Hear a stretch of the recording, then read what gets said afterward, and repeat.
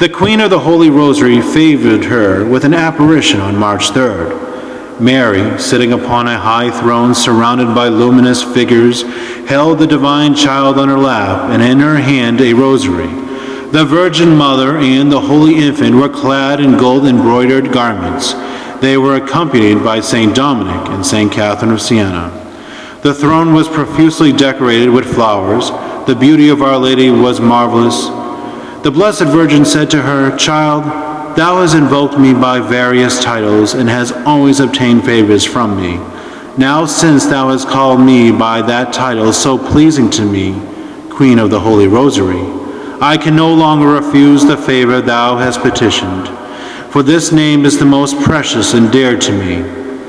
Make 3 novenas, and thou shalt obtain all." Once more the Queen of the Holy Rosary appeared to her and said, "Whoever desires to obtain favors from me should make 3 novenas of prayers of the Rosary, and then 3 novenas in thanksgiving."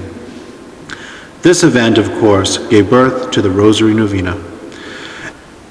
In addition to his better-known accomplishments, Bartolo was also a gifted orator, an eloquent prose writer, and a talented musician. He wrote the history of the wonders of the Shrine of Pompeii, and in 1884 published the first edition of the Shrine magazine called The Rosary in the New Pompeii, which was printed in 8 languages. In addition to his publications, this Dominican layman was a zealous social worker.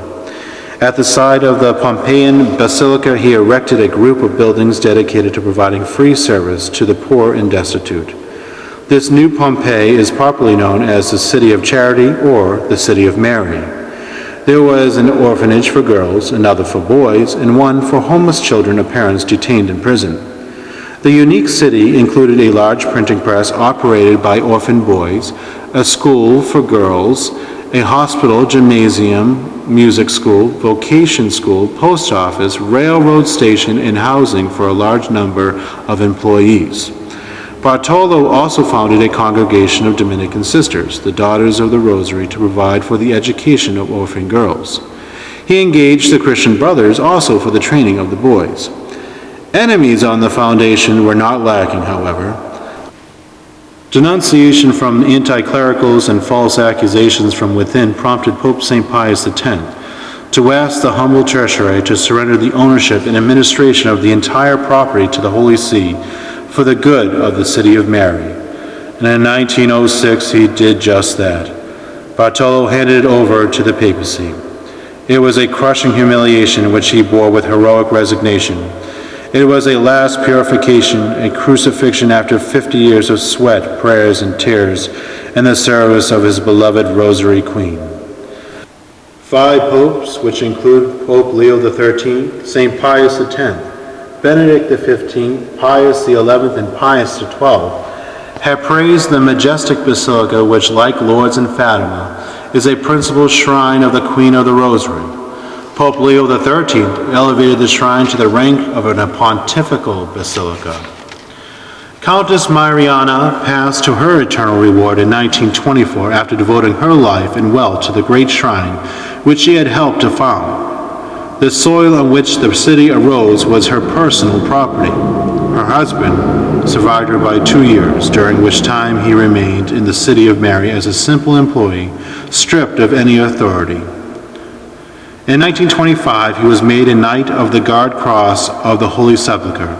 On October 5, 1926, in the month dedicated to the Holy Rosary, Bartolo Longo died at the age of 85, holding in his right hand a crucifix and in his left hand the rosary that had slipped through his fingers over and over again, an unceasing prayer which provided him the graces to accomplish so much in honor of the Queen of the Holy Rosary. In his last will and testament, he declared, among other things, "I wish to die a true Dominican tertiary in the arms of the Queen of the Rosary, with the assistance of my Holy Father St. Dominic and of my mother St. Catherine of Siena." This holy layman, so dear to Mary, left posterity of ceaseless prayer, generous self-giving, and immense dedication for the salvation of souls. He has inspired millions of souls to hold on to the Queen of Heaven, and that the greatest sinner, even one who gave himself to the devil himself, can one day be a great saint.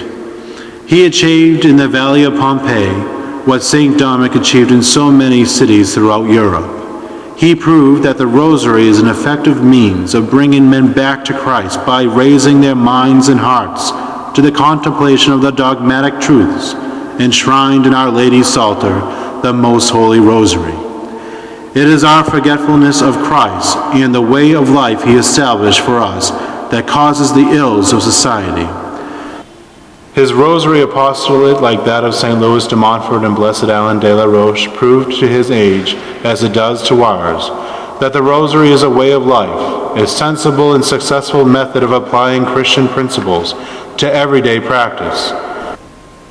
A totally dedicated Dominican tertiary, Bartolo Longo was a shining knight of the Mother of God, under whose loving gaze he experienced the joy of conversion, the agony of crucifixion, and the glory of seeing the miracles that were done by God through his simple fiat and doing the work of the Lord and of his Immaculate Mother.